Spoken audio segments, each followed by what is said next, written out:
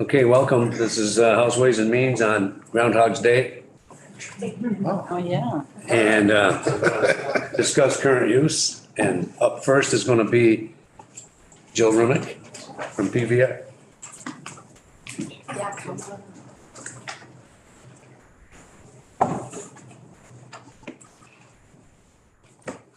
Jill Remick and Elizabeth Hunt.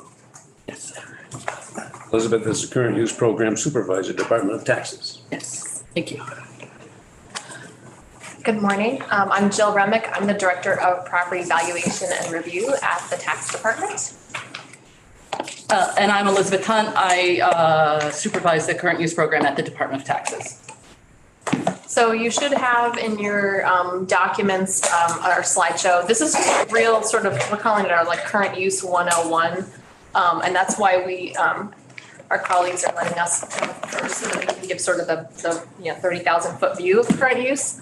And then we'll be here to continue to answer any questions. So as you folks are well aware now, Property Valuation and Review is a division of the Vermont Department of Taxes, and within the Property Valuation and Review division, we have a team of people who oversee the current use or use value appraisal program. That team is headed up by Elizabeth. And as we've noted on the slideshow, I just want to make sure folks sort of had the context of what the program's intention, what its statutory purpose, which is in 32 VSA Chapter 123. And it really started in the late 70s, early 80s as a working lands program. And so it has sort of continued that flavor and construct since then. That this is about productive and working landscapes in Vermont, protecting ecological systems, providing property tax relief for agriculture and forestry landowners, and also to plan for orderly growth as the statute notes here. And just for context, and again, some of this might be territory I've covered with you folks a little bit, but we have a little bit more to flesh out. The program now has over 19,000 parcels in the program. It's more than 2.5 million acres of Vermont's acreage. And there's over 15,000, almost 16,000 owners of property in the current use program, both Vermonters and out-of-state landowners and LLCs and all sorts of other constructs. The vast majority of the land in current use is forestry. There are over 2 million forested acres that are in the program, and then a little over 500,000 acres that are enrolled under the agriculture category. Elizabeth will have the fun job of articulating for you folks. There are categories within those categories and eligibilities within those categories. We know it because we kind of live it, but it's helpful to kind of walk through what is and isn't eligible and who is not as eligible. And also, as we point out on slide 4, farm buildings can also be enrolled in the program if they meet certain eligibility requirements. And those farm buildings are taxed at 0% of their fair market value. So as you can imagine, a farm building can be anything from a very small shed that's used for storage to, multi-million-dollar sugar houses and other farm processing and things like that. So there's a pretty significant volume of farm buildings that are enrolled in the program. The total assessed value of the enrolled farm buildings in the program for the last year was over $307 million. All right, and especially pertinent to this crew, on slide 5 is the taxation impacts. And I think this is really important for the legislature and the public to understand that annually the municipalities are paid a hold harmless payment. That payment is made out of the general fund. It's almost 18 million that is paid out to municipalities. So in essence, the idea is that if you have property in your municipality that's enrolled in the program, the municipality should not suffer that consequence. It should not be a detriment to the municipal property tax revenue that the land is enrolled in the program. So to sort of keep that, from negatively impacting municipal revenue, the state has agreed that we will pay this hold harmless payment each year to towns based on current use enrollment and taxation impacts of that enrollment, so that municipalities don't lose out on that local revenue. And in addition, the significant impact of current use enrollment is the property tax savings to the landowners in the form of their education fund, their statewide education property tax liability. In the last tax year we have data for, that was about 47.5 million. And we always like to point out that while we can't articulate, and perhaps FPR has a little bit more information, there are significant economic positives that enrollment in the program and hosting this program have that aren't articulated in the text. Carolyn? Thank you. So from time to time, you may not know, or you may know, we get a sheet of paper that shows information on like how many children are enrolled in school and what each child costs and the special ed costs, transportation. It's an assessment sheet. I think it may come out every month, but we don't see it every month.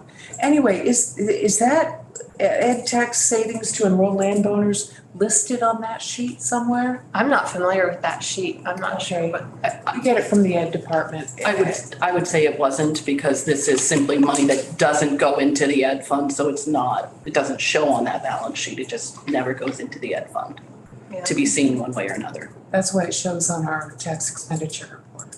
Yeah. Okay. All right. Thank you. On slide 6, I thought it was really helpful to provide some context. So current use and the use value appraisal program have multiple players involved. So there is a statutorily created current use advisory board. It's made up of a combination of appointees from Forest Parks and Recreation, Tax Department, Agriculture, and then folks who represent municipalities, listers, assessors, landowners. And so that current use advisory board meets and they set the use value, which is that dollar figure for both the agriculture, forest, and forest further than 1 mile from a road, those use values. And so those use values are what are actually replacing the fair market value on someone's property tax bill. We also obviously work closely with landowners. The landowners also usually have support from either real estate attorneys or consulting foresters, especially if they have forestry in the program. And we do require maps that meet mapping standards that we've agreed on with FPR. So there are some requirements for landowners to provide that to us. We also work closely with the county foresters at Forest Parks and Recreation, because as they'll articulate, they oversee the forest management plans and the forestry aspect of the program. We also have 5, I don't know why I have a hard time, how many people are in our little crew. Because we had a new one start on Monday. Yes. That's why. So we do have a team of folks at the tax department who are intaking applications, reviewing maps, updating enrollment, working with these various partners to administer the program. A lot of the information that also we work with is property transfer tax returns. When someone files their property transfer tax return and the land is in the program, they need to indicate whether they're going to continue to enroll or they want to remove it. So that also kickstarts another significant aspect of our work, which is withdrawals from the program, transfers of property in the program, things like that. So it's not just the number of applications that come in. There's a lot of annual maintenance and transitions that our team has to oversee. There's also, like I said, the current use advisory board. They just met recently to set the use values for the coming year. And then we work really closely with listers and assessors, because the listers and assessors in each municipality have to actually set the fair market value for the property originally. And then they also have to provide the assessed value of the enrolled property and the excluded property, because there's a calculation to bring about somebody's property tax benefits on their property tax bill, and the listers are involved in that calculation as well. And also things like grand list and acreage, the listers also need to look at the map and make sure we've got all the right pieces in place. So a lot of. Representative Taylor. And I'm actually back 2 slides or so. When you talked about the reimbursement for the hold harmless for the municipalities, does this hold them harmless? Is it actually offset all of the educational revenue that they would have had to pay? It's a year in arrear. So it has to be built on an entire set of data for the year prior. But yeah, it's not prorated or anything. It's a full. So is this different from pilot? Yes, the pilot has an appropriation that does sometimes get prorated and distributed that way, but this is fully funded currently. Because this is just related to current use. Okay, good, thank you. Let's see. All right, Ms. Briscoe, now that I'm starting to Can I ask one question? Yes, Search Representative Odie. Yes. I am just wondering, are you going to go over what happens when you when you leave the program? Oh, yeah. Good, okay. Yeah, so as I said, it's not just, in a lot of the tax department's processing, it's something comes in, somebody looks at it, there's some data checks, something happens. The current use, the oversight of these 19,000 parcels and the eligibility and the changes in acreages and buildings and values and people, property changing hands is like a sort of constant flow of adjustment. And that is one piece. So I think at this point, I'm going to hand it over to Elizabeth to walk you folks through a little bit more of the details about the program. So I'm going to start to talk about page 7 or slide 7, however you want to think about it. And so first what I'm going to talk about is why would somebody enroll in the current use program? The most obvious reason that people enroll is they're interested in the tax savings. So this first slide goes over an example where somebody has 98 acres enrolled in the program, a mixture of ag and forest land. I won't go through all of the exact numbers because it's a little hard to do that verbally, but happy to walk anybody through it. So if the tax rate is 2.52, without current use, the taxes on that property, if the property is valued at $225,000, would be $5,673. With current use, the taxes are lowered to $1,440. So that's a savings on a 98-acre parcel of around $4,233. Significant property tax savings, keeping in mind that the landowner pays full property taxes on any of their dwellings that are on the property, and also the 2 acres surrounding a house site. Those are not eligible to be in current use. It's required by statute that they're excluded. Representative Odie. Just so I'm for sure about this, we're only talking about the land value. The house is going to increase their property taxes above the 1440 for their homestead. Correct. All right. This example doesn't include a dwelling value on here, just to keep the math simple and so it all fit on one page.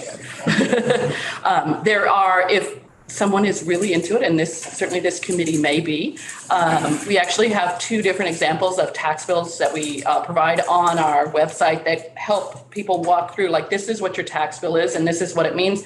We have one that's just a quote regular tax bill and one that also has current use benefits. So if people want to better understand what all of those numbers are on their tax bill, they can look that up on our website.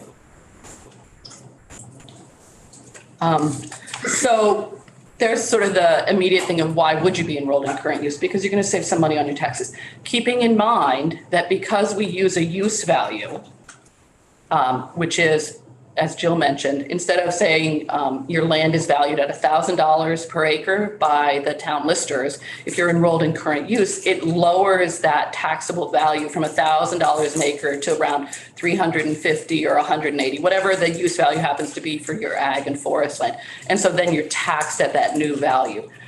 The important thing to remember is if you have land in Derby, you may be only valued at $500 an acre. So that savings will be less in Derby.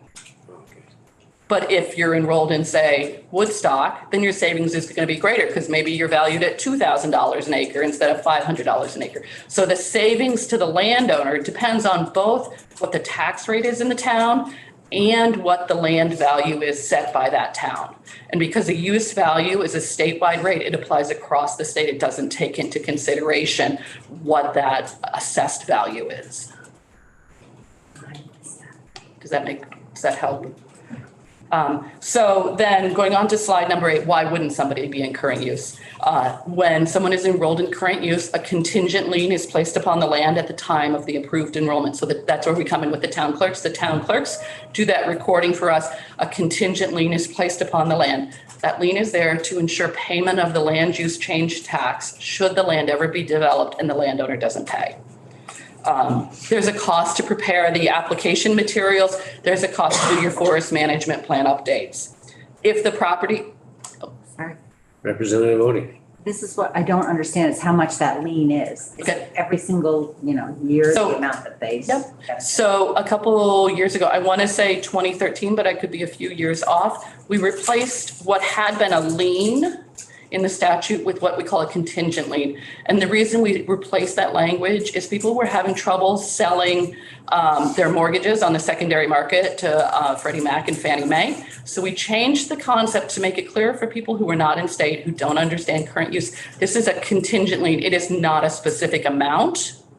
So it's not like they owe $30,000 or they owe $50,000. It's a contingent lien should the land ever become developed and they don't pay. So if the landowner doesn't pay the land use change tax and it is due because they've developed the land, then we'll place a regular lien of a specific amount on the land, like a tax lien. So it is not a specific amount, it's just almost like a placeholder. Okay, I can see why you do that for the secondary mortgage market, but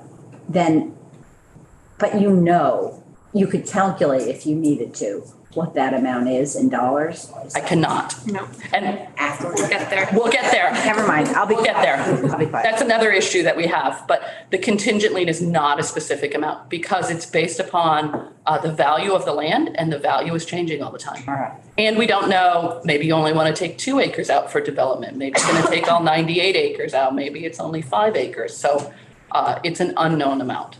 Representative Sims.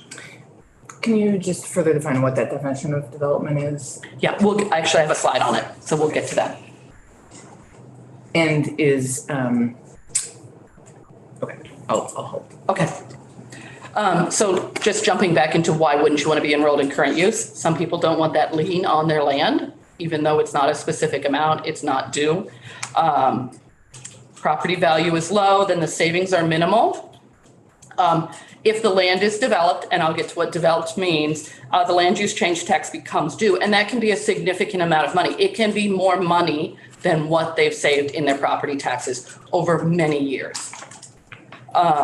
If it's forest land that's enrolled, then they're required to develop a forest management plan and to follow that forest management plan. And my colleagues at Forest Parks and Recreation can talk more about what's involved in a forest management plan and following that. Could you explain how the land use change tax is calculated? Yes, I will do Is that that. ahead? Yes. A mouthful. I don't know. Yep. And if I don't explain it fully, please ask me. Okay. Yeah. And then if it's agricultural land and buildings, there is now a requirement that they annually certify that the agricultural land is still in active agricultural use, or that the buildings are still in active agricultural use, and that they qualify to have them enrolled. That is a self-certification program. There's not an inspection associated with that. Jumping into slide 9, this is what type of forest land enrollment qualifies. Forest Parks and Recreation may go into more detail. At least 25 acres of the enrolled land, so exclusive of the house sites and any development, they have to have a minimum of 25 acres of productive managed forest. And I would also add that most of these slides don't encompass the new concept of reserve forest land that got passed last year. So just keep that in mind as we go through that, and FPR can provide some more detail on that if you're interested. They have to have a forest management plan that includes a map showing what the different types of forest land are, and that relates back to that forest management plan. They also have the ability that it doesn't have to all be productive forest land.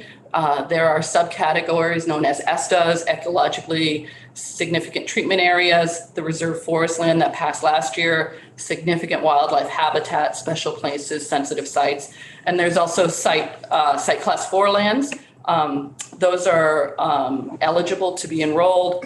And basically that's where the land is not producing a certain amount of cubic feet of wood per year. We let FPR deal with that because those are very technical issues associated for the foresters to deal with. There is one special category. If the owner of the land is what we call a qualified farmer, and I use qualified in quotes because a lot of people are farmers, but they may not qualify under current use. A qualified farmer is somebody who earns at least 50% of their gross income from the business of farming. And so if the owner of the land is a qualified farmer under the current use definition, then they can enroll unlimited non-productive forest land and up to 25 acres of productive forest land without a management plan. Going on to slide 10, which is agricultural land and buildings. Agricultural land and buildings can be enrolled in the program. They have to be in active agricultural use in order to be enrolled in the program. Active agricultural use for land includes pasturing livestock, growing crops, harvesting hay, orchards, or producing an annual maple product. And I would also add, this came up the other day. A sugar bush could be enrolled as forest land or it could be enrolled as ag land. And that's the landowner's choice as to how they want to enroll it, as long as they meet the qualifications in one or the other area. Representative Sim. This may not be the right, this may be a better question for the Agency of Agriculture, but are you able to define a little bit more active agricultural use? Like I've heard, I know that for some folks, there are practices around like leaving a field fallow for a year, growing a cover crop and.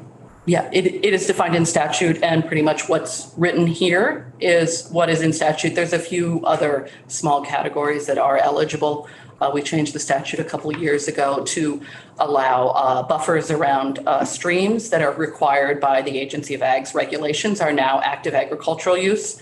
And then there's also some provisions if it's fruit trees and vines that are not yet of bearing age. But it is in statute as to what's eligible as active ag land. Representative Anthony. Just real quick, I have two issues that constituents have raised for me on the area of agriculturally used buildings. Mm-hmm. One is if it only houses machinery, tractors and whatnot, is that okay? And I've heard mixed results on that.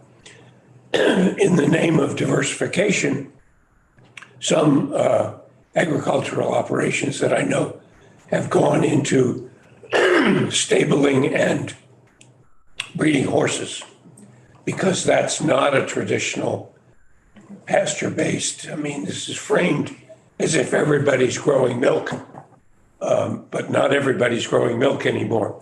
So I have heard buildings being disallowed because they are equine focused rather than bovine. Yep. And if that's a problem that the legislature should cure, I'd love to know that, Yep. because diversification is moving faster than the statute. That is very true. So with respect to tractors, as far as I'm concerned, are part of an agricultural activity. And so if you're storing tractors in your barn, then that barn, as long as you're a qualified farmer and meet all those other. They have livestock, they're pasturing. Yeah, so tractors are fine. I always tell people antique cars are not, tractors are fine. And with respect to horses, horses are regarded as livestock. Where horses become an issue, and it's been an issue off and on for a couple of years now, certainly as long as I've been here, which is 12 and a half or 13 years now. Where horses become a problem is if they're your own horses and you're a qualified farmer, then that works.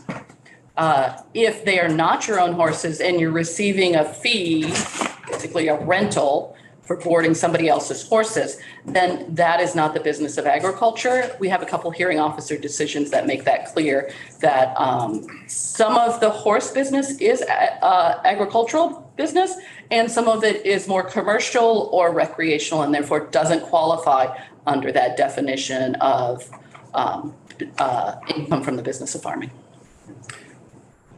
Representative Cody. Well, maybe it's a policy question, but I just have to wonder, keeping working lands open is a goal, and we're allowing on-farm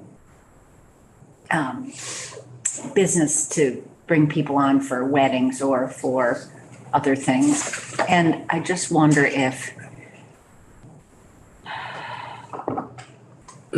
when you keep horses, even if you're charging people to use them and it's a commercial business, if that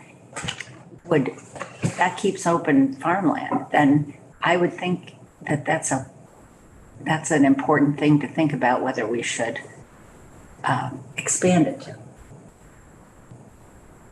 I mean, I don't know, because it's a tax break that we're talking about, but it's also, we're really trying to get at, if we're trying to get at keeping working lands open, then I think it's a question. I think it's a very good question. It also, the conversations that I've had around those is, and it's always a challenge because we try it as a benefit program. If you're having a couple weddings and you're doing them out in the field and it's not affecting the harvesting of the hay, then I don't really care. But where does the weddings overcome having it as a hayfield? And it really becomes a wedding venue, and that's a hard thing. And the other thing to keep in mind is if the farm building is enrolled, it means the landowner is paying $0 in taxes on that. So it's a significant benefit, and it has a pretty narrow structure around it. It's been that way for quite a few years. Farm buildings used to be taxed at 30% instead of 0%. The legislature changed that probably more than 15 years ago, I would say. And also in the 80s, it used to have a limit of how much value in farm buildings would be eligible for any particular owner. And so that has been expanded over the years. To limitless now. I'm sorry. Limitless?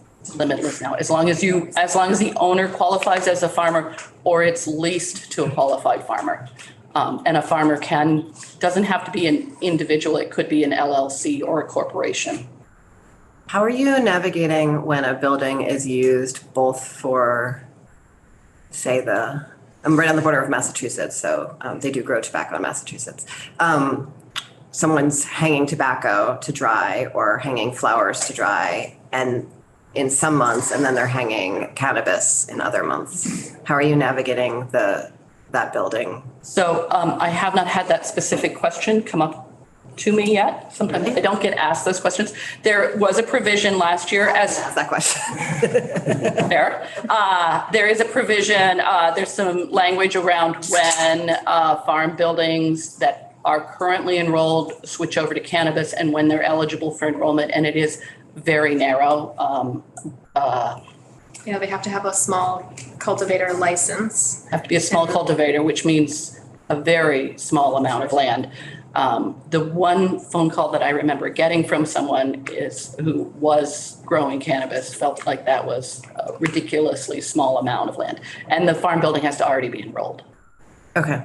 But you're keeping the farm building enrolled even if it's sort of used, sometimes cannabis comes near it.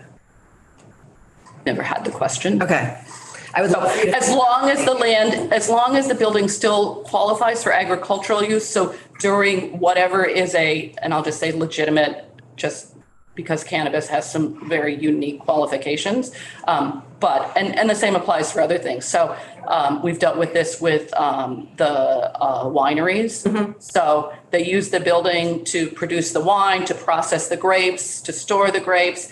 And then they may after that activity is passed, they may use that same area for tastings. And our view is as long as what is happening does not interfere with the active agricultural use of that building, then it's fine that it be co-used for other purposes. I appreciate that. Thank you. Does that make sense? And I think, just want to check my understanding, I'm hearing that we have a specific definition of sort of active agricultural use in statute for this program, which may or may not be related to other definitions of farming that we have in other statutes. And is there a reason that we haven't considered, like, and I know this in itself is a big question that other committees are, like, what the definition of farming is, and having a consistent definition that we apply consistently across all of our various statutes? I think that's a great question for you to ask yourselves. I will, just sort of thinking about it, this is mostly a 1979 statute. It's a challenge to sometimes implement what is that question, like the winery question, and sort of working through that logic of, it's still okay as long if it's co-used, not interfering with that active agricultural use of the building or land is fine. I think the other thing to keep in mind is this is a benefit program and not a regulatory program. So that may be, again, why there's a distinction there. The more you open it up, the more expensive it gets. Representative Anthony. If I remember correctly, you had pointed out that for one of the steps in qualification was that 50% of the gross income had to be derived from the farming activity, even if it were multiply different agricultural activities. Is that an obstacle? I ask that because I know many farm families, at least one or other members of the farm, have a job off the farm to make it viable. So I worry that we may be losing some of the benefit, the idea, because being in the farming business simply isn't very lucrative. Yeah. So is that 50% threshold a threat to the program in any way that I should be aware of? Do you want me to go? Yeah, It's not. So what we do, so it is the gross income, so it's before expenses. So if you're familiar with the Schedule F, it's the top half of Schedule F. We don't look at the bottom half. You are very correct. We do see a lot of farming families where one half of the couple works offsite. It's great health insurance and it's a regular paycheck, which certainly helps their overall economic health. What we see in those cases that people do, because the farmer doesn't have to be a person. So if a couple owns the land, sometimes what we see is that they will lease the land back to the one person who's doing the farming. The other thing that we see, and this is more and more common, is people are forming an LLC to deal with their business of farming for a variety of reasons. That seems to be the way to go, protects them from a host of problems. And so in that case, then they just lease that. They as the couple, or even they as an individual, will lease that to the LLC. And then the LLC, we review the LLC's income tax returns, or just a Schedule F if they're just doing it themselves because it's a sole member LLC. And if the LLC qualifies as a farmer, then we're good to go. And to be clear, it's only for properties that are less than 25 acres that the income requirement is even. Okay, I'm glad you reminded. It's not agriculture at all. And farm buildings, right? So we're only looking at income if they're trying to enroll less than 25 acres of agricultural land, or if they're trying to enroll farm buildings. If you have 30 acres of agricultural land, I don't care what you do for a living. Yeah. You can do anything for a living and have agricultural land enrolled in the program. You do not need to be a farmer. You don't need to look like a farmer. You don't even need to have a Schedule F. I guess the follow-on is that threshold contributing to the success of the program, or should that threshold be different, 45 acres? I'm sure it's an artifact of history. I think it's always been Yeah. 25 acres. And I don't know why they picked 25 acres. I don't know why the legislature picked it or why it was recommended. Representative Taylor? Can you give me some idea of whether the program is abused, or in how often does somebody put in an application and you say, oh, come on, this is not, you're not a farmer, or you're not doing, does that happen frequently, or is it pop up every once in a while? Or? It does pop up, certainly. And also some people come into the program and their life circumstances change and they stop farming and may not think to tell current use, oh, I'm not farming anymore, because your tax bill just continues to come. The annual ag certification, at least in the initial years, helped with a lot of that. We're seeing that it's less reliable now, just because people are, it's a self-certification, so you just sign it and send it back in. Whereas the first couple of years, I think people were more thoughtful about it. We had a lot more questions about, oh, I'm not sure I still qualify. I think like any benefit program, people abuse it. But I think for current use, it's not very common. One of the great things about this program is, and Jill talked about this on one of the earlier slides, we work very cooperatively with the local listers. When we do the lister training, I always say, you're not the current use cops. I don't want you to be the current use cops. It's not your job. But if you see something that doesn't feel quite right, you could let us know. So we do have the listers who let us know, like, I don't think they're farming anymore. I haven't seen any cows out there. Or, they haven't been haying that field for a long time. Sold to a new owner. When the new owner applies to enroll it, we look at those things. And because we have more online digital ortho photos available to us, when I started in the program 12 years ago, it was a very limited review because we don't have eyes and ears out there. Forest Land has an inspection program that they're required to inspect forest land enrollments once every 10 years. There's not a similar program for agricultural land enrollments. So we get creative and use the ortho photos. We take advantage of the local listers letting us know what's going on. So I think overall it's very well managed. Good. Thanks. I think we should get back to the presentation. Okay. I mean, that's not on you, it's on all of us. No, that's okay. I'm happy to answer questions. They're all good questions. So I think we've talked about the agricultural land and buildings, like the less than 25 acres, or if you want to enroll farm buildings, you have to be that qualified farmer. So let me switch over to talking about what is development, which is slide number 11. So what is development? So development is defined in statute. The most common development that occurs is the 2-acre house site around a dwelling. You can now have more than one dwelling in that 2 acres. That changed a couple years ago. So it does allow us to encourage cluster development. So the 2 acres is considered development. The land use change tax would be due on that 2 acres. If you're a new enrollment coming in, that's not true because you just exclude it from enrollment. But if you put a new house on your property, it's not in your existing 2-acre exclusion, you're going to need to exclude 2 acres and pay that land use change tax. If you create a parcel less than 25 acres, you have a 50-acre parcel, your kids move back to Vermont, you want to give them a 10-acre lot so they have a little bit of space. That 10 acres, once you transfer it to your child, is going to be developed because you've created a parcel less than 25 acres and the land use change tax is due. The exception to that is if you transfer land to an immediate relative, like a child or a grandchild, and that land continues to remain eligible and the new owner puts it back into current use. In that case, what that means is it needs to be a less than 25-acre parcel. It's eligible only as agricultural land, and the owner either needs to be a qualified farmer or it needs to be leased to a qualified farmer. So it's really benefiting those farm families. If you cut contrary to your forest management plan, an adverse inspection is created. Forest Parks and Recreation notifies us of that. The portion of your forest that is cut contrary to your forest management plan is considered developed, and the land use change tax is due. All of your forest land in that case, both the portion cut contrary and not cut contrary, is removed from the program and is not eligible to come back in for 5 years. And the construction of any building, road, other structure, mining, excavation, landfill activity, unless they're farming related or forestry related, is also considered development. So in that case, it would be whatever that footprint of that activity is.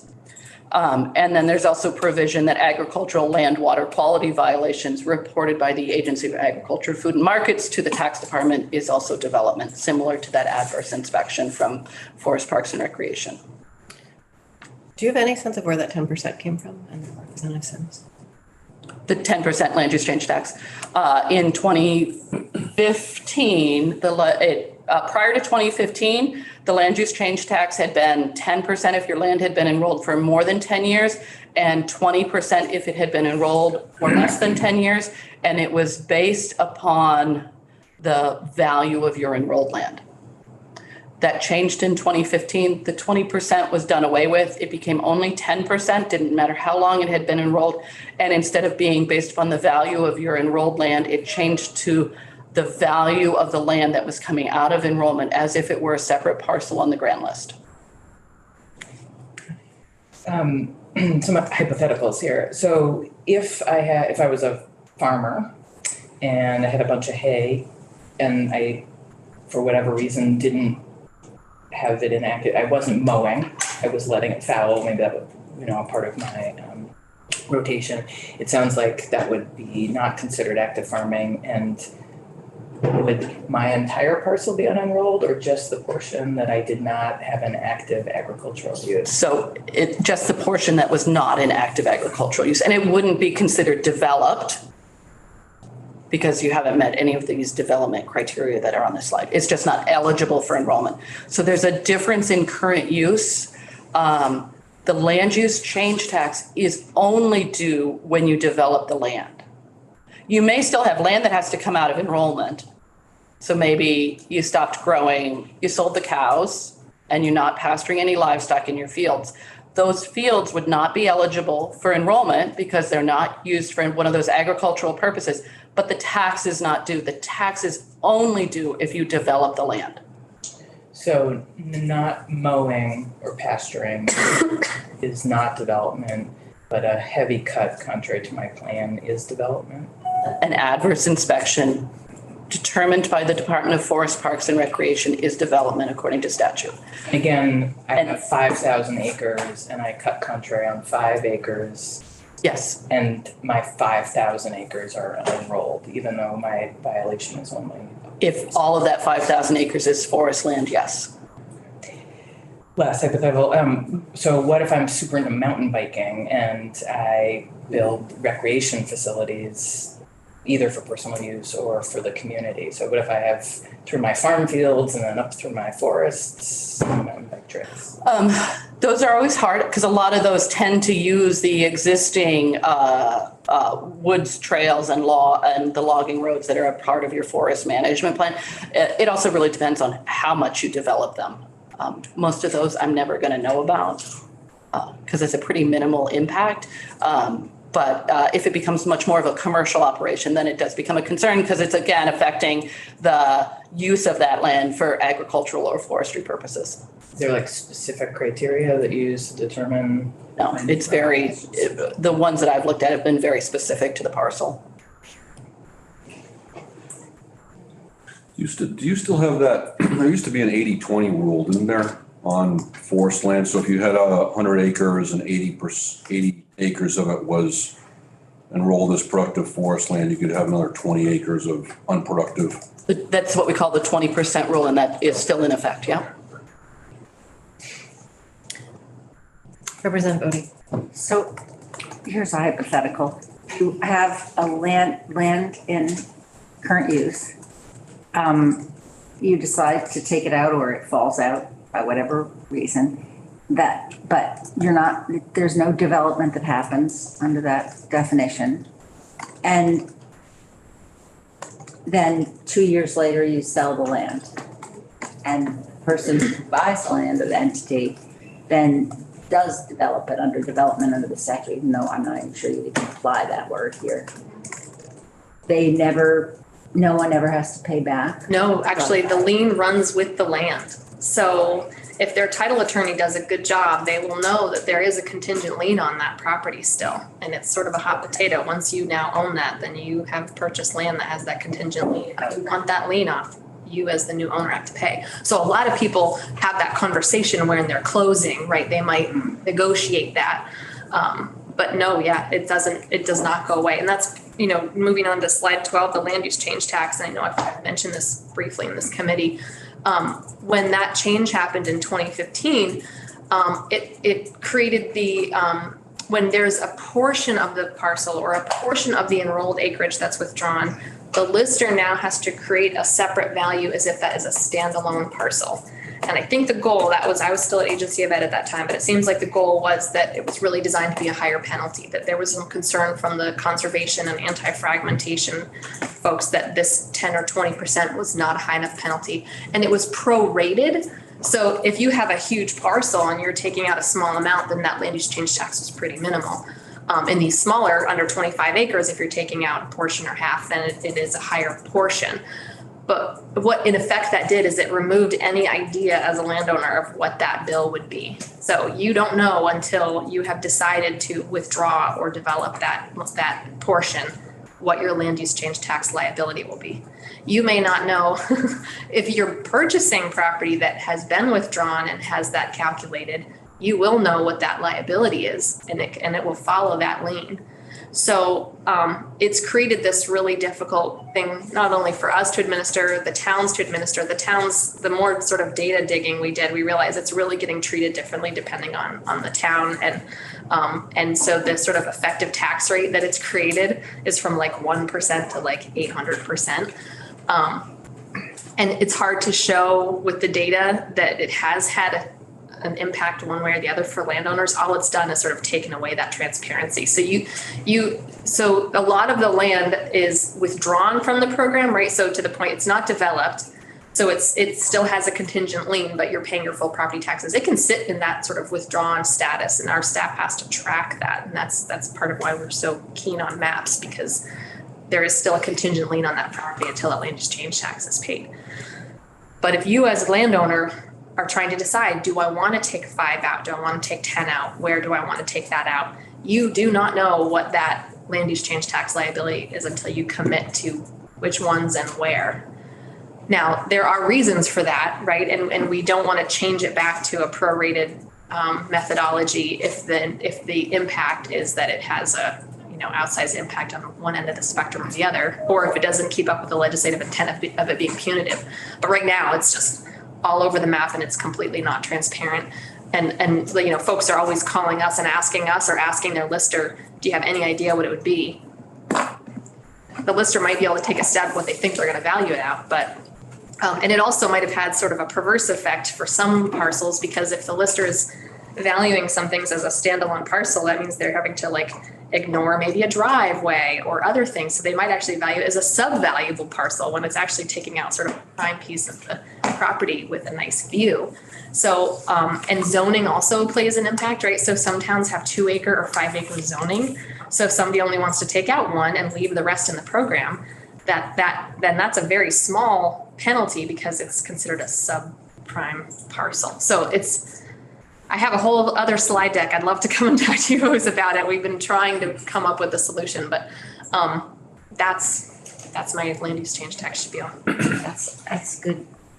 What I'm thinking is that it sounds as though there's a real disincentive to fragment land, but does it matter? And then does it matter what kind of land you're fragmenting?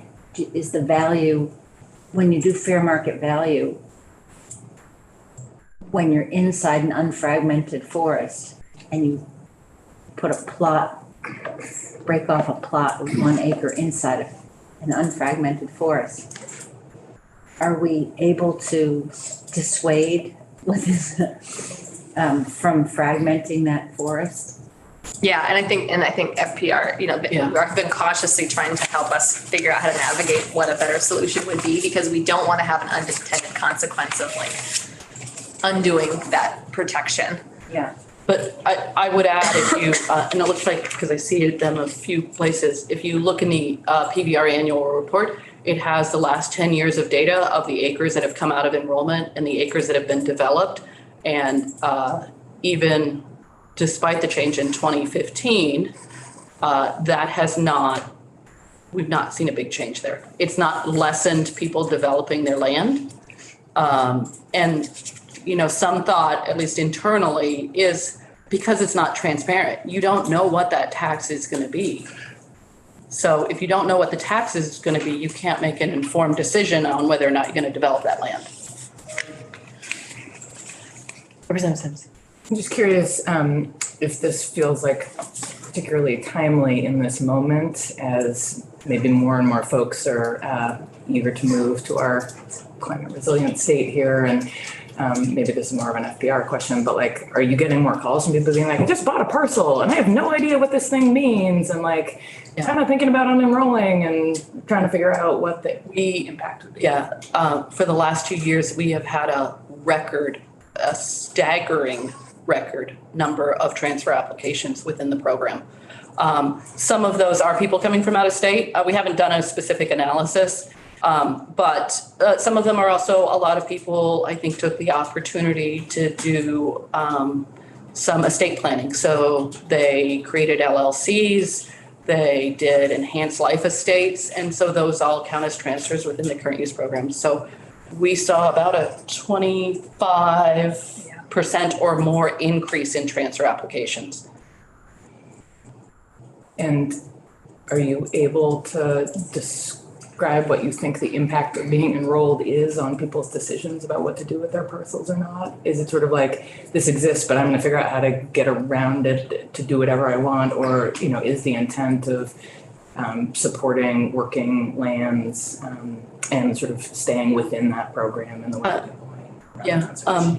Most of these parcels obviously are 27 acres because you have 25 acres enrolled and then a minimum of 2 acres excluded for your house site. So we're not talking small parcels. We're not talking parcels in village areas or downtown areas.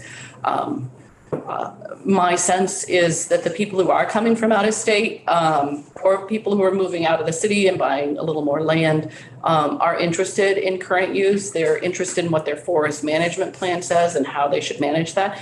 And if they're buying active ag land, that they're also interested, if they're not the ones doing the farming, finding someone locally who can hay that field or who might be interested in renting it. And I just have to say, thinking about it, because I did the annual report and I looked at the zip codes of just who owns the property based upon zip codes, and at least that percentage of out-of-state versus in-state ownership has remained steady. So while it may have been people moving into Vermont, it didn't really change that makeup. It was still around 23% have an out-of-state zip code that own land in current use. Representative Demrow, and then we're gonna.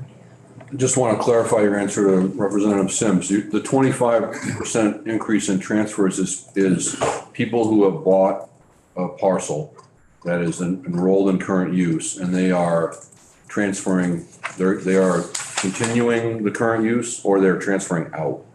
They're continuing the current use enrollment. And if you look in the PVR annual report, you'll see that we continue to increase the number of enrolled acres, both in ag and forest land in the state of Vermont. Thank you.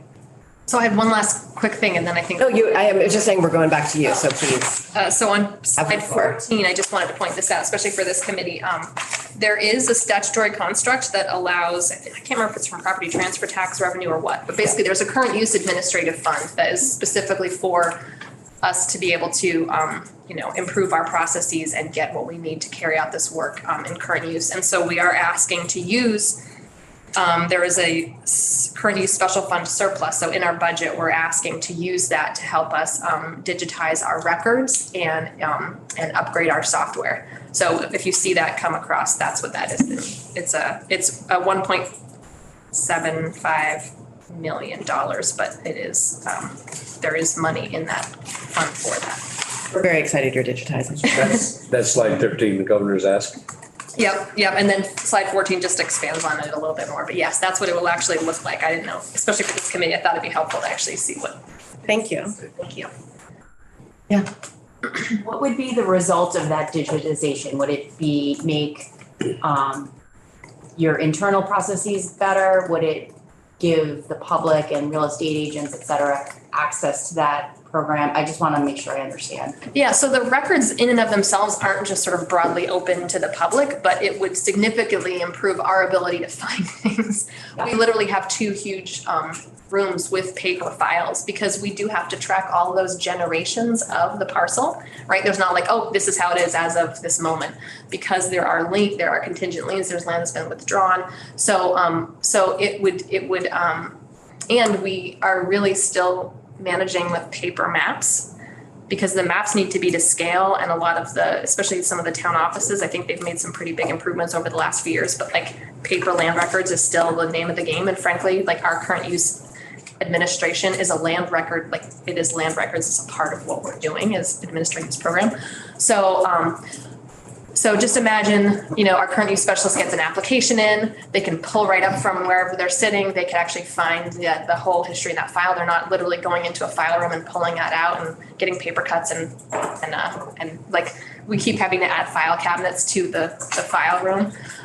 But then also it just, I think there is also the possibility that we could then share the maps with the lister in real time through our electronic portals, whereas right now we're mailing them to them, things like that. It's And I would also say what we've learned both from COVID and the number of transfers that we have is that the people who are buying that property are interested in what the map shows. The consulting forester who is maybe a new consulting forester, maybe the old one stopped working or they want to change consulting foresters, so they need to prepare a new forest management plan, may not have access to that old records. So it's also giving us the ability to more immediately provide the public with a copy of that map or the most recent application.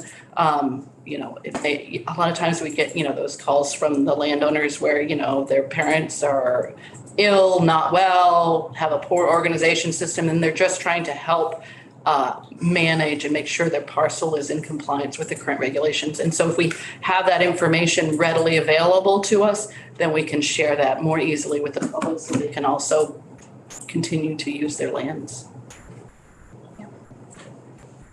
Anything else you want to share? I think that's it. We'll stay though, we'll be here if you need it. Thank you. Thank you.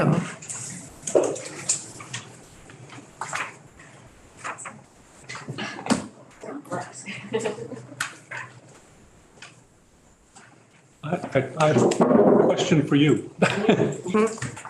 So I'm interested in the software. But is that within do we just say, yes, go buy the software? Somebody else already asked them questions about what the nature of the software and things like that. Is that our?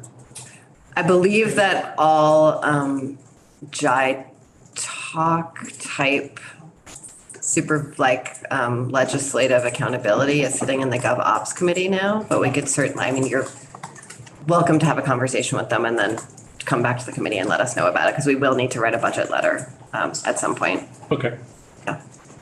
Yes. Is anyone else having trouble accessing what's under Keith's name? Refresh. Still? Yeah, it might be 30 seconds or so. Okay, thank you. Welcome to the committee. So glad you're here. Thanks for joining us. We are clearly very curious this morning, and so we're excited to hear what you have to say and ask you a million questions. Great. Well, good morning. For the record, my name is Danielle Fitzko, and I'm serving as the interim commissioner for the Department of Forest, Parks, and Recreation. I'm really going to pass most of this on to my colleague here, Keith Thompson, and he'll introduce himself. But I didn't want to miss the opportunity to meet you and say hello, and to just pass on a note that it's really so incredible that we have this robust use value appraisal program in Vermont. Clearly, based on the conversation this morning, you get that. I know it's a huge investment, and I know it's a big administrative lift. Listening to tax today, we live it every day in FPR. But when I think about Vermont and what makes Vermont so special, I think we can tie some of it back to UVA. We're, a rural economy, communities, and then I think about our forest, with 74% forested, and the goods, forest products and services, clean water, clean air, wildlife habitat, all those. I think we can thank UVA that we have that 75% forest space in Vermont.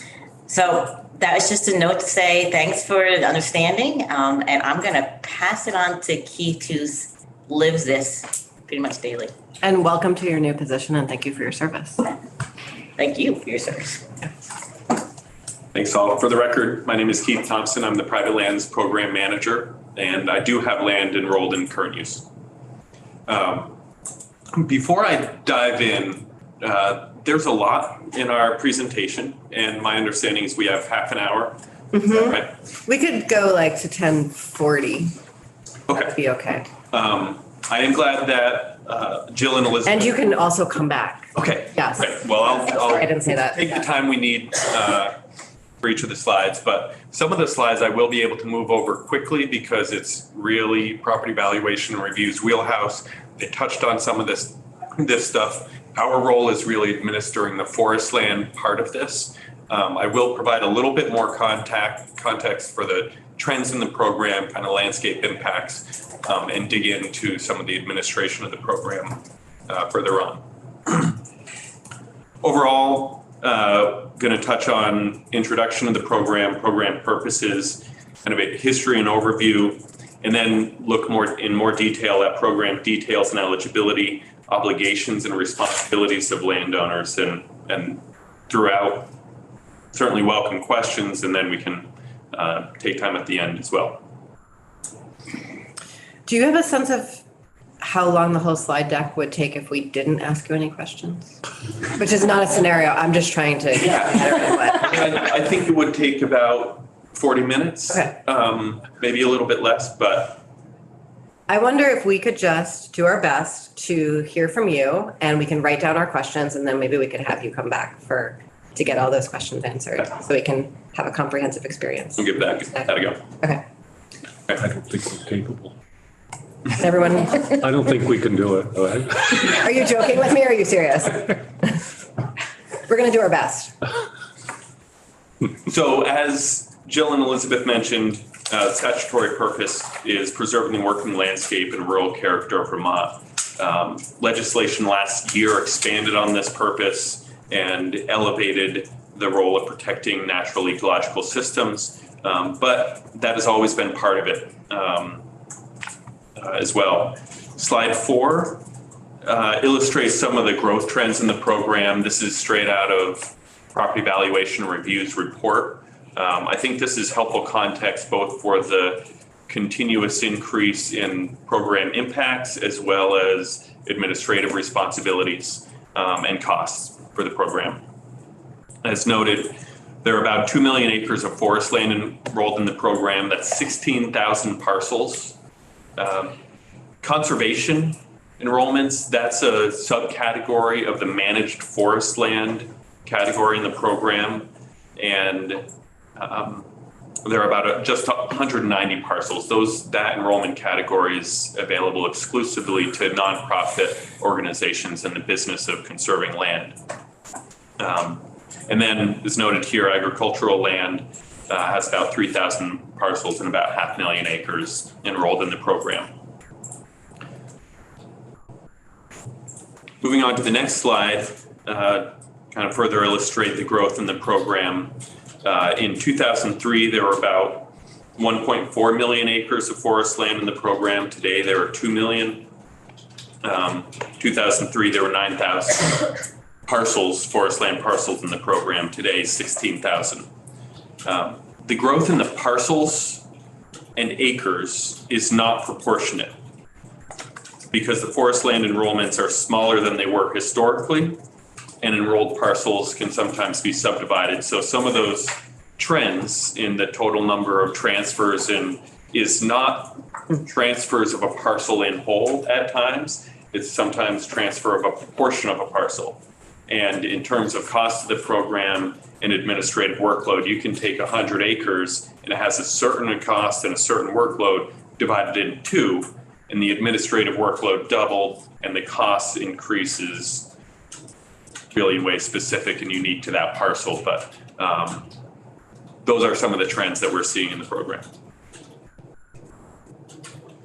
The next slide illustrates kind of a landscape scale picture of the program, both its current impact and its benefit. We were able to do some mapping recently with some of the statewide digital parcel layers that allowed us to just map program enrollment across the state. And in this slide, the green are those parcels that are enrolled. The pink are those parcels that are potentially eligible, and that's based on modeling. What is the approximate size of the parcel? What is the condition of the parcel? And based on basic eligibility criteria, might it be eligible?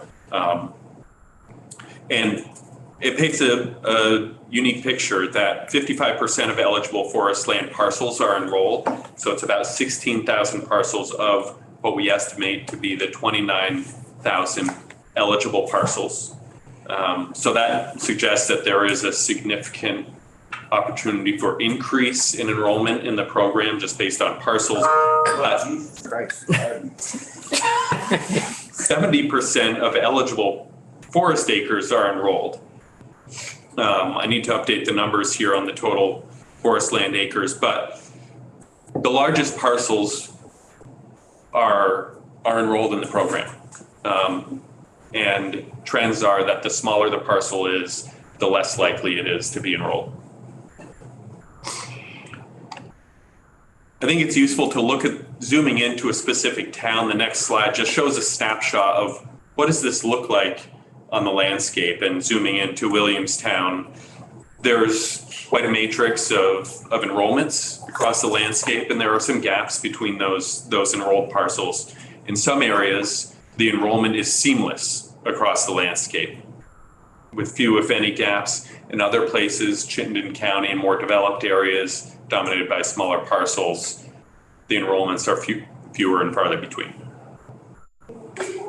Yes. Keith, can you just clarify, on this slide, I see like the topography sort of, and I see like yellow or white and then like orange or gold. Yeah. Some of those ag and some of those forestry. Exactly. So the The whiter or the lighter tan in this map are forest land plus. And so it has forest land enrolled, and the browner parcels are those that have exclusive ag enrollments. And the black gray is unenrolled. Correct. Yeah, and that's the area imagery of the landscape.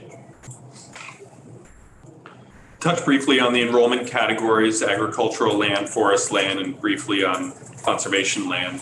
But as Jill and Elizabeth mentioned, use value gets applied to for forest land or agricultural land. This year, Current Use Advisory Board that sets the rates set them at $187 per acre for forest land and $140 per acre for land greater than 1 mile from class 1, 2, or 3 road. Agricultural land is now set at $456 per acre.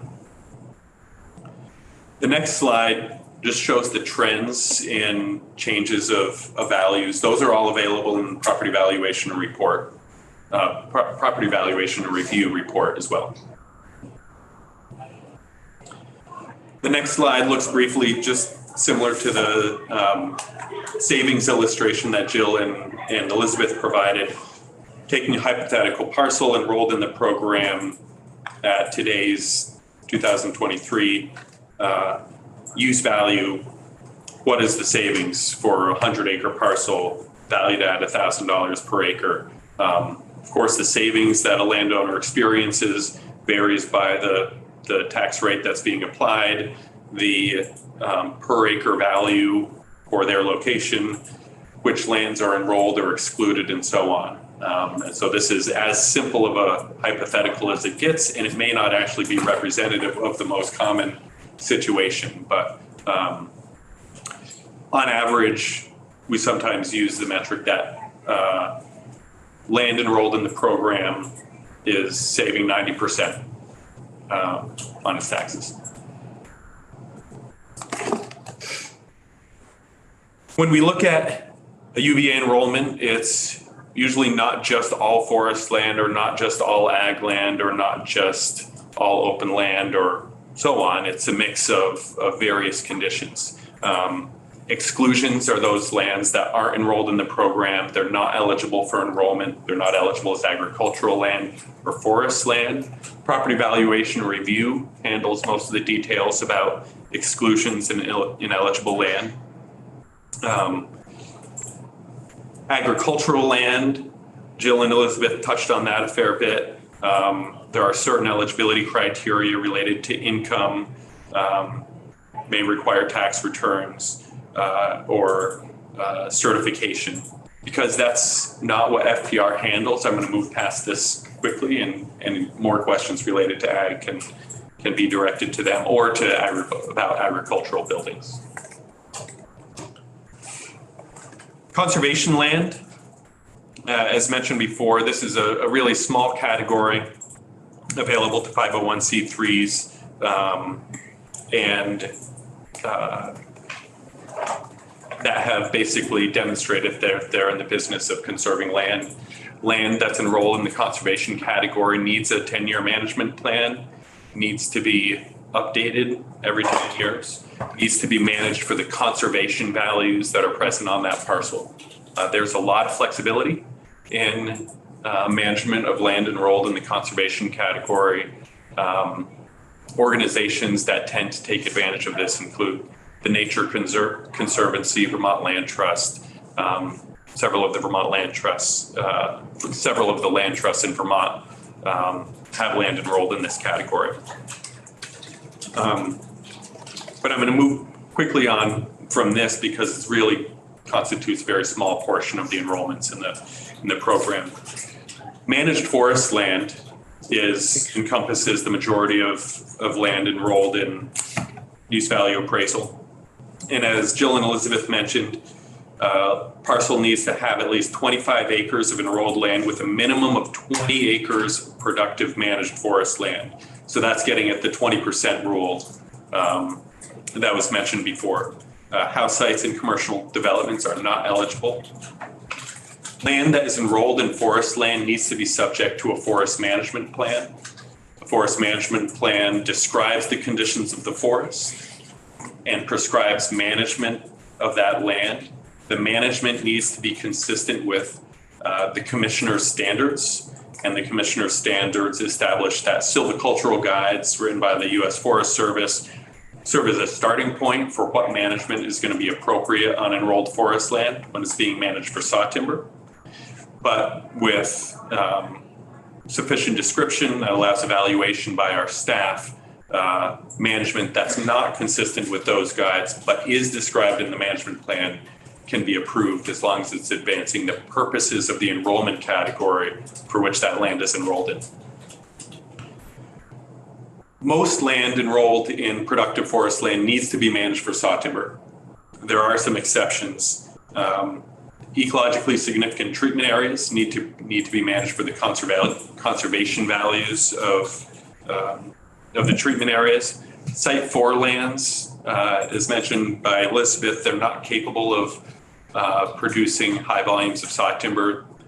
Think wetlands, tops of mountains, things like that. They don't need to be managed for saw timber. And recently, reserve forest land was established eligible for some parcels in the state. I'm not going to get into all the details here, but that takes effect on July 1 of 2023.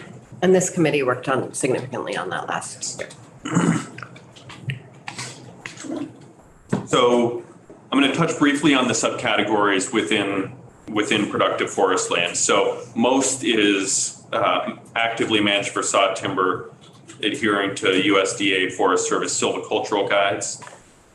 Some land significant wildlife habitat and special places and sensitive sites may use guidelines other than USDA Forest silvicultural guides. So think like deer wintering areas, identified by Vermont Fish and Wildlife, may be managed for saw timber, but they can be managed according to other standards or guides available.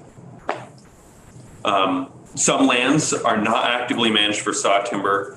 Ecologically significant treatment areas, they're listed here. There's a miscellaneous category, which has a very narrow definition and limited to 1 acre. And as mentioned before, reserve forest land is another enrollment category.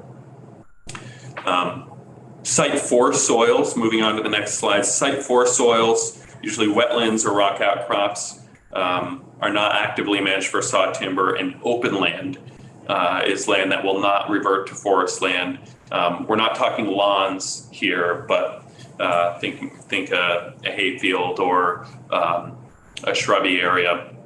Hayfield or a brush hogged field, something that's maintained as open wildlife openings, things like that. Looking at slide 21, this is just an example of a parcel that's enrolled in an associated acreage chart that describes the different areas of enrollments here. So in this property, we've got productive forest land broken into 2 distinct forest types. Each of those forest types, northern hardwood, spruce fir, may be managed differently. So in a management plan, they'd be described separately, and then the management prescribed for them would be appropriate to the forest conditions on the ground. In this example, there's 4 acres of open idle agricultural land, and there are 9 acres of riparian esta with 2 acres excluded.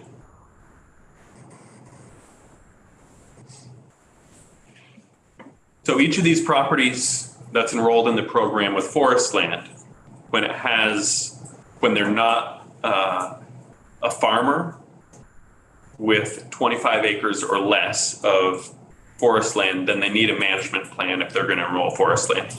So a forest management plan is most frequently prepared by a private licensed consulting forester. The plan describes long-term management goals, stand conditions, management objectives. It includes a map and schedule of treatments. An updated management plan is required every 10 years, and adopted plans will be valid for the remainder of a 10-year cycle. So if a property changes ownership at year 5 during a cycle, then that landowner, if they're willing to commit to the existing plan on file, they can adopt that plan and run out the remainder of the 5 years under that plan and update it at year 10. When a property is enrolled in the program, the landowner has some responsibility. The parcel management needs to follow the management plan.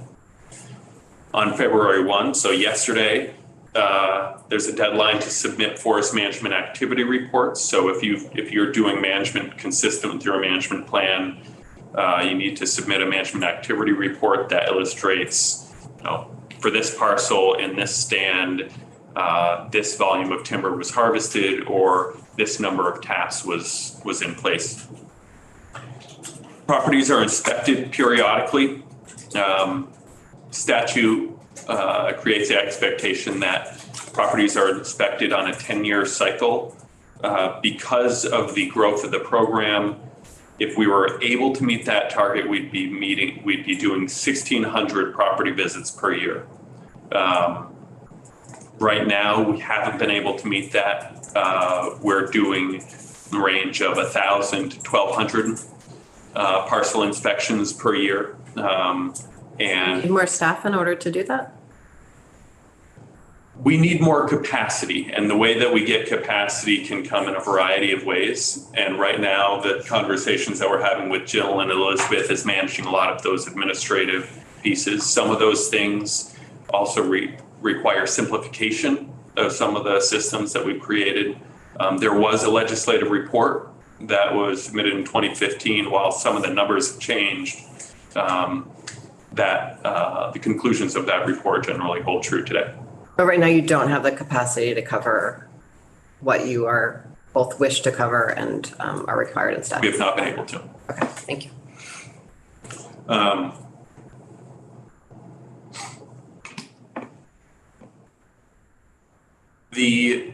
There's a lot of discussion, especially that came up with reserve forest land, about the narrow scope of UVA, or the perception of a narrow scope of UVA being managed for saw timber. I think it's really important to stress that management for saw timber is required on most UVA enrolled lands, but management for saw timber does not need to be maximized and is almost never exclusive. It is the question about recreation or any number of other uses are hugely compatible with management for saw timber. And so, yes, land enrolled in the program does need to be managed for saw timber, and it can be done in a number of ways, including ecologically restorative ways that are really valuable for the landscape, and at best, and in the best situations, really valuable to the landowner as well. Where land use history has altered hydrology, introduced invasive plants, or simplified the forest structure, or where climate change or other stressors threaten forest health, active management can really be a critical tool to fund the implementation of restoration and climate adaptive silviculture when they're most valuable ecologically. So as we get into the breadth of values of UVA, I think maintaining intact forested landscape is one really important value, but maintaining the ecological integrity and bringing people to their land to understand how to support it and maintain its health while realizing a breadth of other values is one of the other really critical values that's hard to draw a bright line around, but I think is really critical. It occurs parcel by parcel, landowner by landowner, which is one of the really valuable reasons why a property inspection, which is really valuable for ensuring the integrity of the program. It's crucial for that, but also creating that connection with the landowner to help them connect to their land are some of the really critical benefits that are harder to define, but no less important. A forest management plan, one of the primary costs for a landowner, or most consistent costs for a landowner enrolled with forest land in the program. Plan has a property summary as parcel resource information, stand descriptions, management prescriptions, and maps. The next slide, slide 27, shows what a what a map for a parcel might look like. The details may not be as important, but there's some specificity to these maps, delineating specific areas, describing them uniquely, creating an acreage chart that corresponds to the map, but also corresponds to the, is really critical for property valuation review and how they administer the program, what use values and benefits they're receiving for which acres and so on. And so there's a lot of continuity and integration between what happens with forest management plan and enrollment and how county foresters and FPR review them, and what property valuation review receives and how they administer the enrollments. Staying enrolled, properties need to not just implement what's prescribed in their management plan, they also need to maintain water quality when they're doing management activity. They need to implement the activities that are prescribed in the plan, or not implement the activities not prescribed in the plan. So if land is enrolled as an ecologically significant treatment area, it's high elevation, it's incredibly valuable, and doing nothing is the right thing, or not intervening in that setting is the right thing and is what's prescribed, then that's what would be expected. On the other hand, if management that's prescribed is that you need to go tend the forest and release high quality saw timber trees, that's what the landowner said they would do, that's what FPR said was approved, then that's what would be expected. It is not always the case that landowners comply with the management plan or meet those standards. In some cases, standards aren't met in ways that are able to be corrected. There are times when a property inspection finds that some of the water bars weren't put in place on a road, and the risk of having erosion in the future is there, but maybe hasn't occurred yet. While that's required, the corrective action is prioritized. We let the landowner know what their obligations are and get that addressed. In other cases, there are circumstances where management has been prescribed and the management that occurs on the ground is of large scale and deviates significantly from what's prescribed in the plan. That's a case where it's harder to put the trees back on the stump. It's harder to correct that activity, and where unless there are extreme mitigating circumstances that require consideration, it is likely going to be that an adverse inspection needs to be filed, which identifies that development has occurred as was described by Jill and Elizabeth, and then that would result in removal from the program. Landowners do have the right to appeal the filing of an adverse inspection, first to the commissioner and then to Superior Court.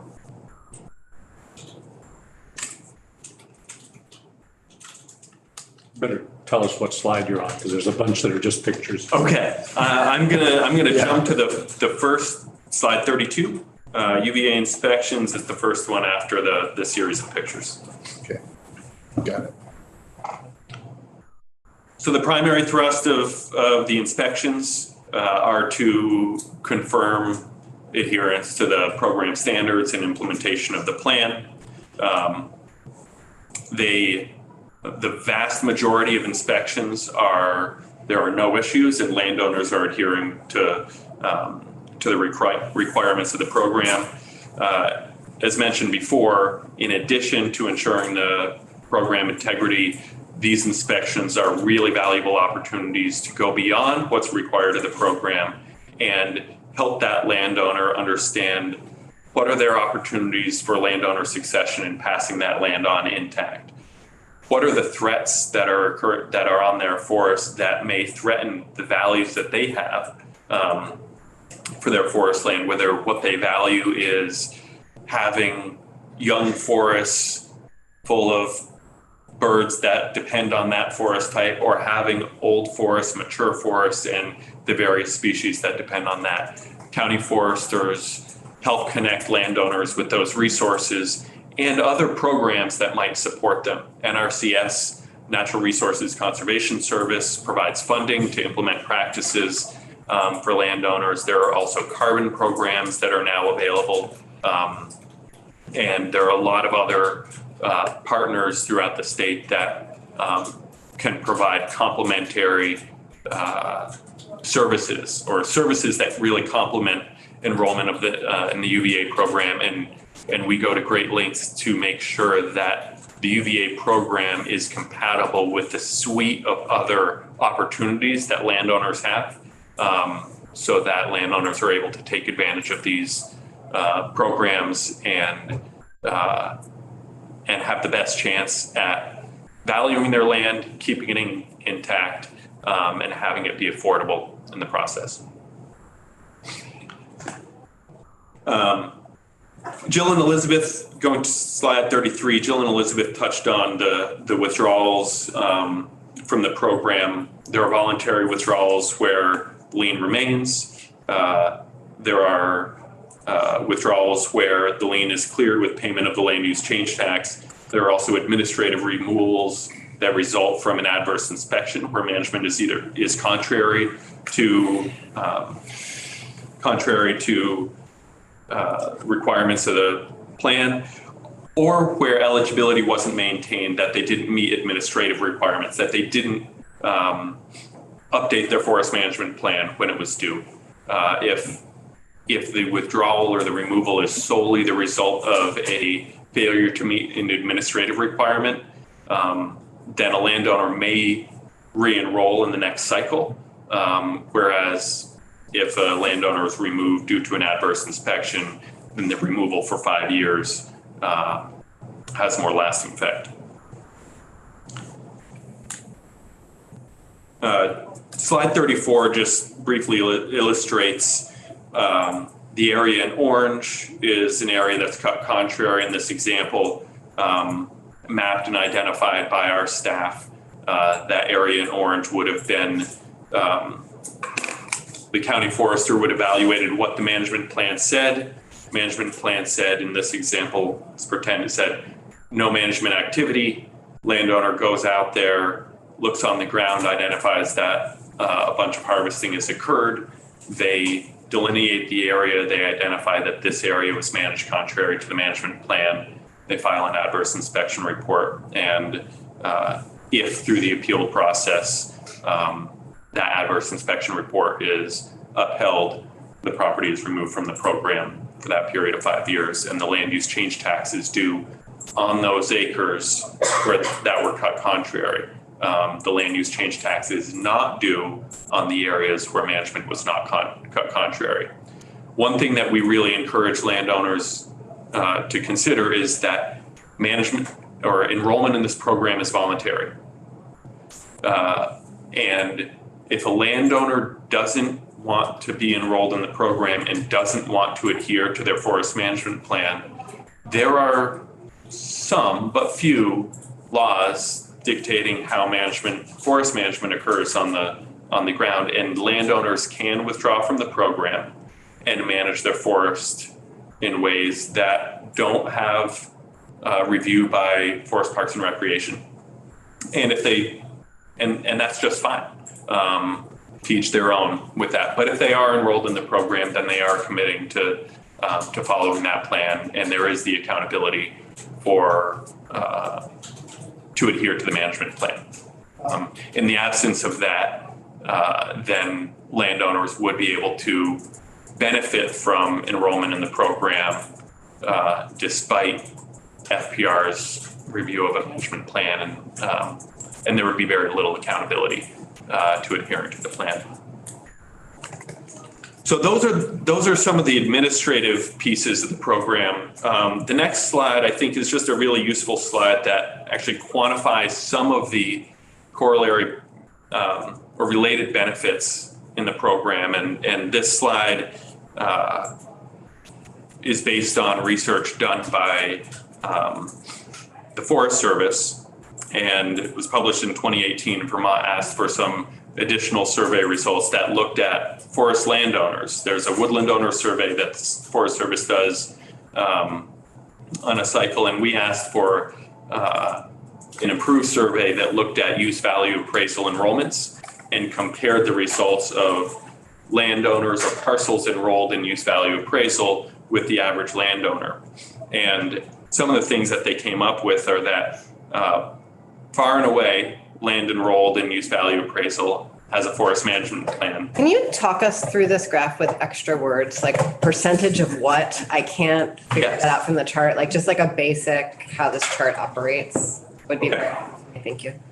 So this is the percentage of ownerships so the first one is the percentage of ownerships that have a forest management plan.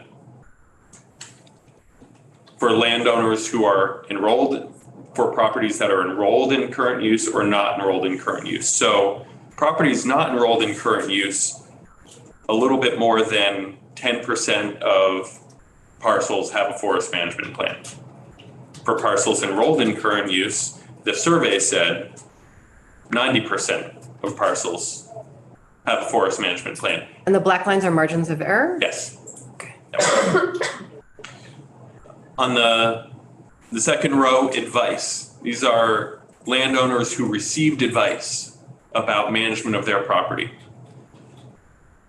And just less than 80% of landowners enrolled in UVA have received advice about management of their property, whereas just slightly more than 20% of landowners not enrolled in UVA have received advice.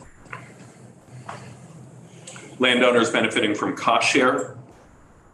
About 15% of landowners enrolled in UVA have taken advantage of cost share programs where perhaps it's 3% or less of landowners not enrolled in UVA benefited from cost share and so on. And so easements also, there's a higher proportion of landowners enrolled in use value appraisal that have easements. I think it's important to stress it's not clear that UVA is a cause or effect. There's certainly a correlation between lands enrolled in use value appraisal and landowners who are taking advantage of or have the opportunity and exposure to these additional resources. One of the concepts we use a lot is that landowners are on a stewardship ladder. And there are various steps on that ladder that move them towards taking care of that land. And what that looks like is different for every landowner. In some cases, it's conservation easement. In some cases, it's a thoughtful timber sale. In some cases, it's dealing with invasives or something. And there are few landowners who arrive to their land fully understanding of what the opportunities are, what the challenges are, and what the processes are to pursue that. And so one of the greatest strengths of use value appraisal is the role it plays in connecting landowners to these resources, to the relationships they have with consulting foresters, folks who support invasive plant control, various land trusts and other things. So I think those are some really important values to consider. And beyond that, I think the next slide just illustrates the spectrum of conditions that use value appraisal helps to support. Forests provide us a huge number of values and benefits. Those values and benefits are not maximized from any one type of forest or any one type of management. It's the breadth of forest types, it's the breadth of management approaches and conditions that really maximizes the breadth of values that Vermont receives, and the approach that FPR takes and the way the program is structured really allows for the breadth of those approaches to support the breadth of values forests can offer. Thank you so much. I think we could take another we can go until 10:45 and still have a solid 15-minute break for everyone. I'm going to kick us off asking your capacity needs related to implementing this really important program that, we have lots of state revenues tied up in. How are your positions funded that would create that capacity right now? Our positions are funded through the general fund for this position. We do have some additional funding coming in from the Forest Service that supports education and outreach and stewardship, but the majority of the funds for our county foresters are general funds. And not created through fees in your department? No. Thank you. A couple of questions, and just piggybacking on the capacity issue. I know I've heard from my incredible county forester about this issue of the number of inbound calls right now as we experience significant transfer of land, and really aware of the vital role that you play and the challenges to meet the demand. And so maybe we can have continued conversation about what you need to be successful in supporting this program. And what we're doing right now, like tax, is trying to grow from within, trying to find those systems improvements to make us more efficient. So we can get out of the administrative end of it and get on in the forest with landowners. That's where the real value is. And I guess I'm curious if, this is something I've heard a bit about from my communities around the kind of like timely approval of plans, and wonder if you could speak a little bit to maybe some of the challenges you're having there. And what happens in that interstitial space when a management plan is submitted but has not been approved. Like, what happens on those parcels that now maybe technically have an expired management plan but haven't received and are waiting for FPR's approval of their plan? I'll start it off, but I'll pass it to Keith. Keith has been the program manager 8 years? About 8 years, and dramatic improvement in our systems in responding to the deadlines. We have management plans due on April 1st. Over 1,000 need to be reviewed every year, so it's a huge list. 1,600. So I could go up to almost 2,000. And Keith has done a really good job of, they're not equal in each county, so he distributes them across the state and has put some deadlines on when they should be reviewed. And a lot of times, it's not just an easy review.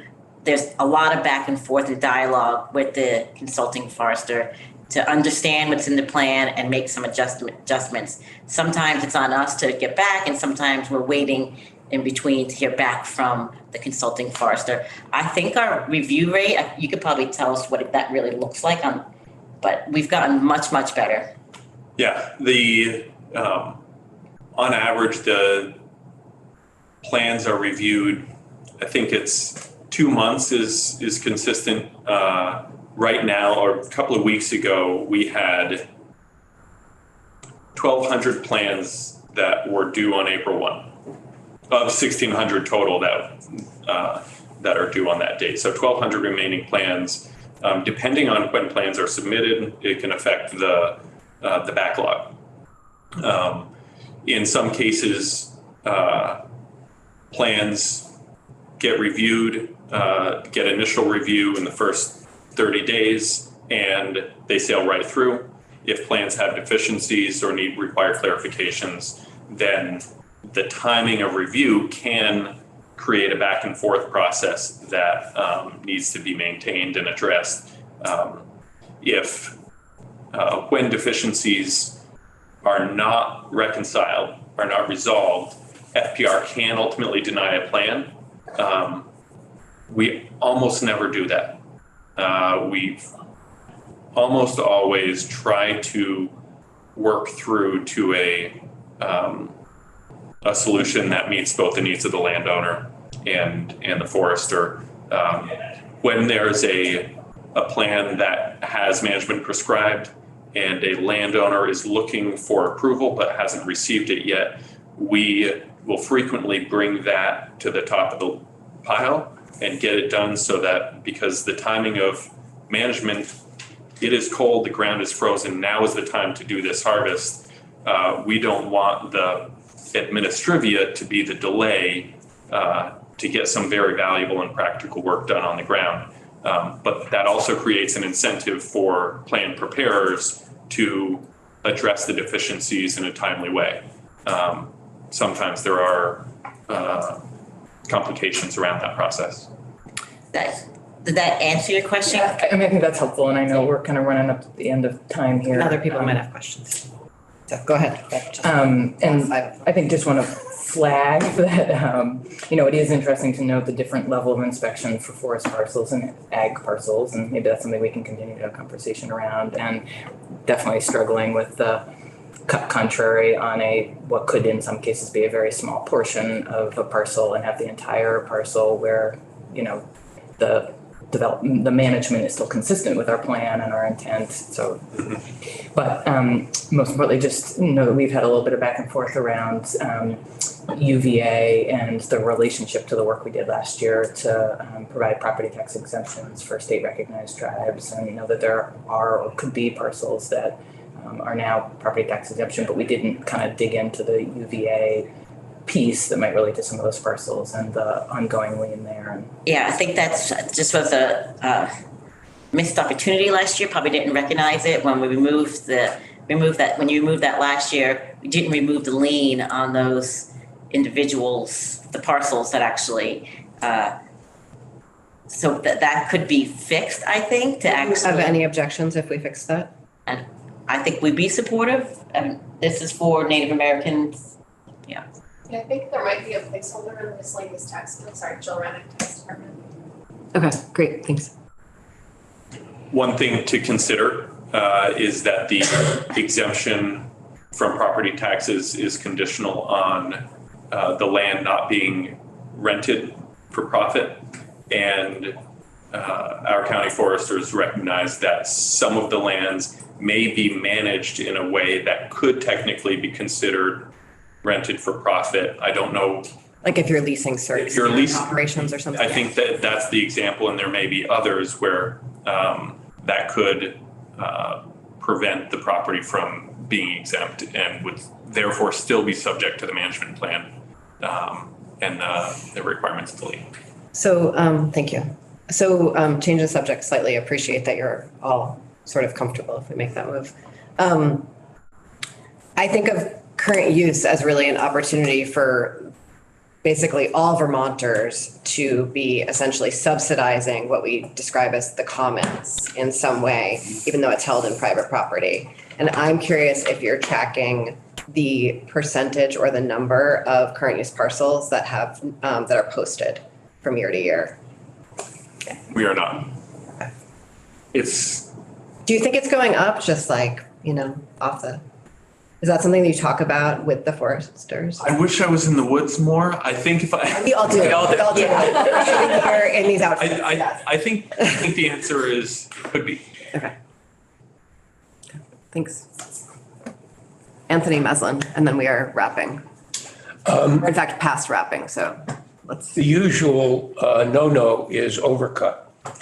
And those are the examples that you usually use, but again, I think as we move through time and our world changes, what about the insistence that your management plan does not elevate or does not honor the production of saw timber? That is to say, the undercut. How big a tension has that become, if any, of landowners who say, I bought this, but really it's all conservation land and I can't find a forester who agrees with me, and et cetera, et cetera. Where does that go? Or has that popped up, if you will, as a more... I think that there are local shifts among land ownerships, and culturally there are some landowners who have an aversion to harvesting. They are accountable to managing for saw timber. And there are really valuable conversations that we frequently have with landowners about how active management can support their goals. And great examples of that are they want the wonderful value of an old forest and the characteristics it provides, and yet what they have is an even-aged, very simplified structure that may not be resilient to climate change. And they may view forest management activity as a threat to the forest, and they're coming from a place of deeply valuing the forest, and helping them recognize opportunities to deeply value the forest and care for it in a way that's restorative, meets their goals, while still meeting the requirements of the program is, I think, both it's a necessary and really valuable step that we take when we encounter that. I think that's going to be even more frequent, and we're working on strategies to work with this as reserve forest land comes up. Landowners express their interest, and most landowners will not be eligible, but their ineligibility for reserve forest land does not preclude them from managing their forest land for old forest values and functions, even if that approach does not allow for hands-off. Yeah, I think one of the things we recognize too is with the changing demographics, new people moving to Vermont, get them to understand our working landscape, the values that it has, and that we use wood products in every part of our lives, and it supports our rural economy. So there's an education that we have to do too on just the co-benefits of forest management, not just for timber products, but for resilient forests, for carbon sequestration. And that's something we hope to be, I think, elevating. And when we build our systems to have more capacity, that's what the county forests can get out there and do. Thank you. Tim, you have the last word if you want. Okay, thank you. Thank you so much for spending this time with us today. It was really helpful. Yeah, thank you.